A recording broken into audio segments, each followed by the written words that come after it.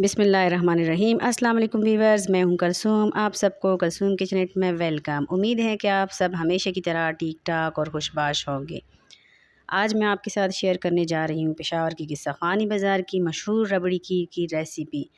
तो चलते हैं इस 15 मिनट में रेडी होने वाली आसान और मज़ेदार रेसिपी की तरफ। यहाँ पर मैंने ले ली है 1 गिलास चावल और इसको मैंने भिगो दिया था 8 घंटे के लिए। 8 घंटे बाद मैंने इसका ये वाला पानी फेंक दिया और इसको हम धो देंगे 1-2 दफ़ा।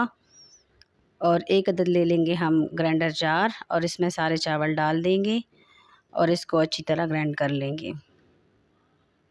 चावलों को मैंने ग्राइंड करके बाउल में डाल दिया है। अब यहाँ पर हम ले लेंगे एक अदद पतीला और इसमें हम डाल देंगे तकरीबन 3.5 गिलास पानी। और जब पानी में बॉयल आ जाए तो हम इसमें चावल शामिल कर देंगे और इसको मीडियम फ्लेम पर पकाएंगे और बीच बीच में चम्मच चलाते रहेंगे ताकि चावल नीचे लगे ना।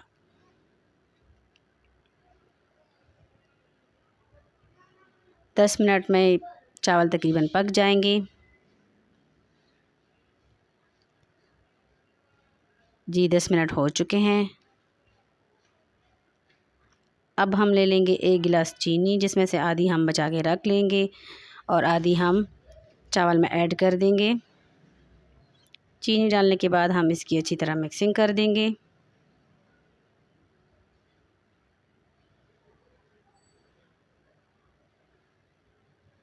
अच्छी तरह मिक्सिंग करने के बाद हम इसमें ऐड करेंगे दूध मैंने यहाँ पर लिया है 1.5 किलो।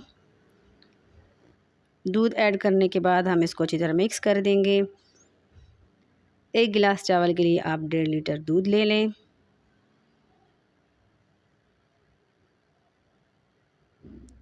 दूध मिक्स करने के बाद हम इसमें शामिल करेंगे 1 चम्मच इलायची पाउडर,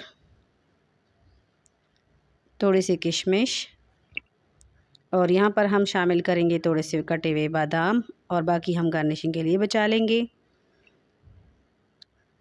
ड्राई फ्रूट शामिल करने के बाद हम इसकी अच्छी तरह मिक्सिंग कर देंगे और इसको मीडियम फ्लेम पर पकाने के लिए छोड़ देंगे। और यहाँ पर हम ले लेंगे चीनी। जो बची हुई चीनी हमने रखी हुई थी वो फ्राई पैन में डाल देंगे और इसमें हम डाल देंगे 3 टेबलस्पून पानी और इसका हम गोल्डन कलर का शीरा बनाएंगे।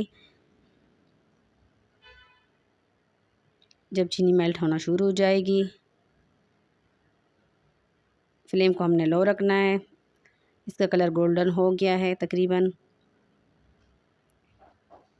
जी शीरा रेडी हो गया है। इसको आपने ज़्यादा गोल्डन नहीं करना, ना ज़्यादा पकाना है, क्योंकि इससे ये शीरा जल जाएगा और खीर आपकी कड़वी बनेगी।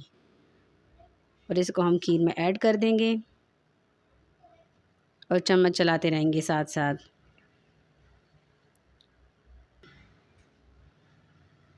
और यहाँ पर हम ले लेंगे 3 अदद ब्रेड और इसको हम ग्राइंड कर लेंगे और ब्रेड क्रम्स खीर में शामिल करते जाएंगे थोड़ी थोड़ी करके और साथ साथ चम्मच चलाते रहेंगे। चम्मच साथ साथ चलाते रहें ताकि इसमें गुठलियाँ ना बने। ब्रेड क्रम्स सारे मैंने इसके अंदर ऐड कर लिए हैं।